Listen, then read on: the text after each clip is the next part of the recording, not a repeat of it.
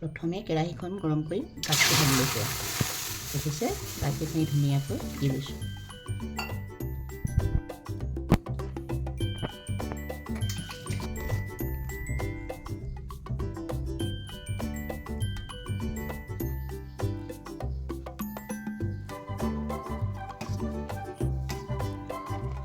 এতিয়া গাখীৰটো উতলাই আছোঁ।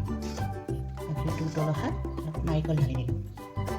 নাৰিকল দি উতলাই গাখীৰখিনি ডাঠ কৰি পেলাব লাগিব। গাখীৰখিনি ডাঠ হ'লেই বহুতে এইটো বস্তুত চেনি দিও বনায়, কিন্তু মই চেনি নিদিওঁ, কাৰণ চেনি বহুত মানুহে নাখায় আজিকালি। সেয়েহে গুড়ৰ মিঠাটো অকণ বেলেগ হয়। সেয়েহে এতিয়া ইয়াতে গুড় দিম, লগত অলপ কাজু দি দিছোঁ। এয়া কাজু আৰু গুড়। এটা মিঠাই হয়, বৰ সুন্দৰ মিঠাই হয় এইটো। পিঠাগুড়িৰ মিঠাই হ'ব এইটো। দোকানততো বিভিন্ন বস্তুৰে বনাব পাৰি, কিন্তু মই পিঠাগুড়িয়ে বনাওঁ। আপোনালোকে চাই থাকক, বস্তুটো বহুত সুস্বাদু হয় খাবলৈ। উতলাই থাকিম উতলাই ইয়াৰ ৰংটো এটা খুব সুন্দৰ এটা ৰং হৈ উঠিব। এতিয়া উতলাই অকণমানে ঘন হৈ আহিছে। দেখিছেনে, এয়া সুন্দৰ এটা ৰং হৈছে আৰু ঘন হৈ আহিছে ক্ৰমান্বয়ে। ইয়াত গাখীৰ, গুড় আৰু নাৰিকলৰ এটা ঘন।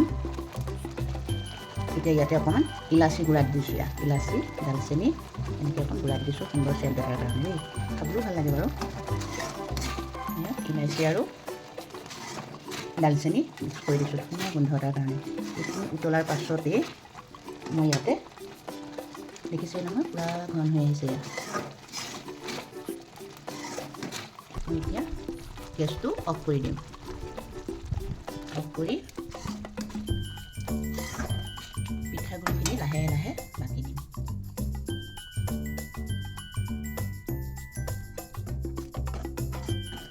এনেকৈ বাকি ঠাণ্ডা হ'লে মই হৈ উঠিব।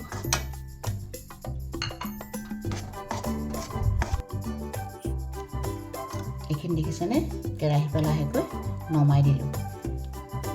কেৰাহীৰ পৰা নমাই দি এতিয়া কিন্তু ইয়াত মই অকণমান ঘিউ পগাই থাকোঁতেই দিব লাগিছিলে, কিন্তু মোৰ দিয়া নহ'লে। সেইকাৰণে মই এতিয়া এনেকৈ ঘিউ অকণ দি পেলাই সুন্দৰকৈ মঠি পেলাম। আপোনালোকে চাই